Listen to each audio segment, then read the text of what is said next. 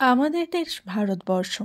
এই ভারতবর্ষে এমন একটি গ্রাম রয়েছে যেখানে প্রায় 400 বছর ধরে কোনো বাচ্চার জন্ম হয়নি। যখনই কোনো গর্ভবতী মহিলা ওই গ্রামের বাচ্চাদের জন্ম দিতে গেছে, তখনই হয় বাচ্চা অথবা মা মারা গেছে, আর না হলে বাচ্চাটি বিকলাঙ্গ হয়ে জন্মেছে। কিন্তু কেন হয় এরকমটা ওই গ্রামে?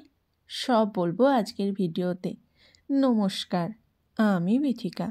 আপনারা আছেন গল্পের বিথিকা ইউটিউব চ্যানেলের সাথে। আশা করছি আপনারা আমার ভিডিওতে একটা করে লাইক করে দিয়েছেন। আজকে আমি আমার ভিডিওতে এই গ্রাম সম্পর্কে বিশেষ কিছু তথ্য আপনাদের সামনে তুলে ধরার চেষ্টা করব। বিশেষ এই গ্রামটি অবস্থিত মধ্যপ্রদেশের রাজধানী ভোপাল থেকে 130 কিলোমিটার দূরে রাজগড়ে অবস্থিত। গ্রামের নাম হলো শঙ্করশ্যামজি ভিলেজ।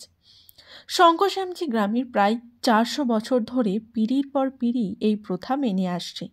তারা বিশ্বাস করে যে ওই গ্রামে যদি কোনো বাচ্চা জন্ম হয় সে মারা যাবে, আর না হলে জন্মাবে বিকলাঙ্গ হয়ে। এই গ্রামের লোকেদের বাচ্চা জন্ম দেওয়া নিয়ে রীতিমতো আতঙ্ক রয়েছে। অন্যান্য গ্রামের থেকে এই গ্রামের জনসংখ্যা খুবই কম।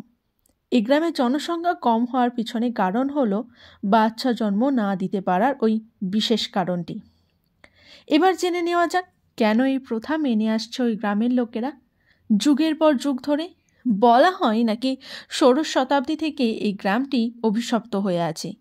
ওই অভিশাপ দিয়েছিলেন দেবতারা, আর ওই অভিশাপের পর থেকেই ওইখানকার মহিলারা আর বাচ্চা জন্ম দিতে পারে না ওই গ্রামে। 16 শতকে ওই গ্রামে একটি মন্দির নির্মাণের কাজ চলছিল।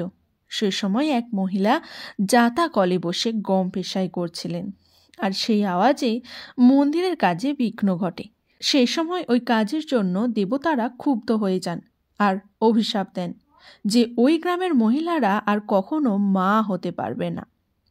যদি বাচ্চা জন্ম দিতে যায় তাহলে বাচ্চা অথবা মা যে কেউ একজন মারা যাবে, আর নয়তো বাচ্চাটি বিকলাঙ্গ হয়ে জন্মাবে।